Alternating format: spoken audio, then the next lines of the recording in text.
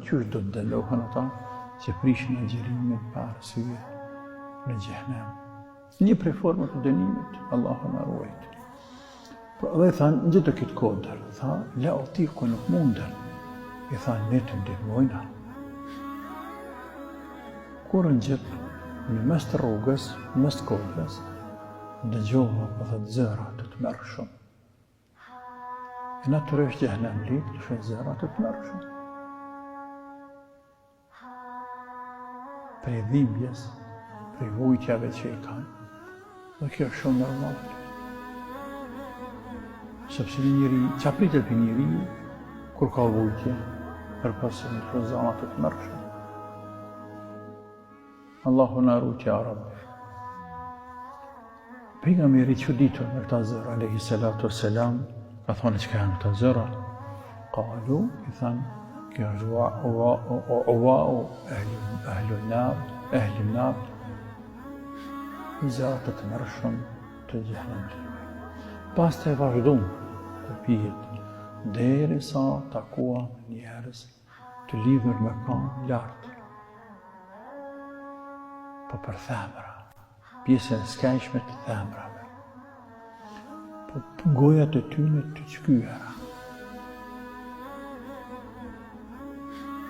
Hadithi nuk po thot që të kondër të kthyer. Unë sikur se po kuptoj ashtu, të lidhur me kam nalt e me kokë të poshtë.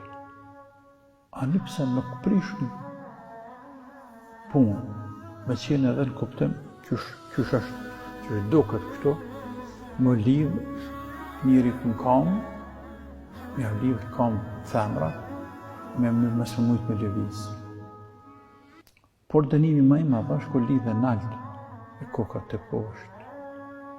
Pastaj po thotë të rrjedh për tyne, gjak e rrjedh kur trupi nalt e kryt të poshtë. Allahu na ruaj. Të çkyra gojat e tyne. Po të çkyra gojat e tyne. Rrjedhin gjak.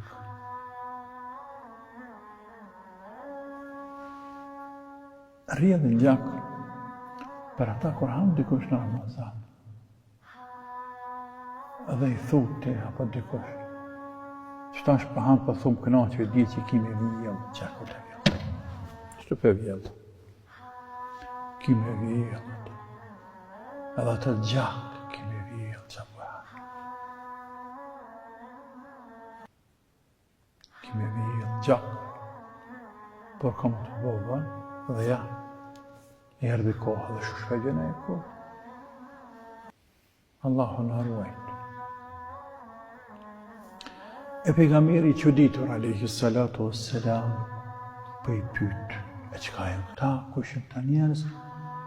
Dhe i thamë, këta janë ata të cilët bëjnë e prishin agjerimin para kohës, para perëndimit të diellit. Hadithi ka për qëllim me tregu se çfarë gjunahet më madh. Është prishja e një dite agjerim pa arsye, pa qenë smut, pa pas asnjë siklet, asnjë zar. Por thjesht s'po du me agjëru, po du me prish.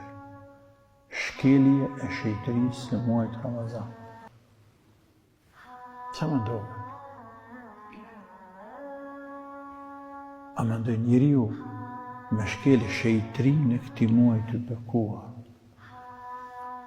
dhe më shpërblyja? Qa më ndoj ai? A më ndon ai njeri i cili shkel shejtërinë e muajit Ramazan me qenë i barabartë me atë i cili respekton shejtërinë e këtij muaji? S'ka mundësi, nuk është e drejtë një gjatë. Është e drejtë. Andaj, nëse këtë që ka rrujt shejtërinë në Ramazanit shpërblehet, po e kundërta, edhe ai i cili ka shkel shejtërinë në Ramazanit duhet të dënohet. Dhe shejtërinë e kujt? Shejtërinë e atij e krijuesit që ai e ka bërë këtë muaj kaq të vlefshëm. Rebelim, mos përfillje total e urdhër të Zotit, anashkalim, injorim, nënçmim, përpuzje, urdhër të Allahut, hajgare me urdhën e Zotit.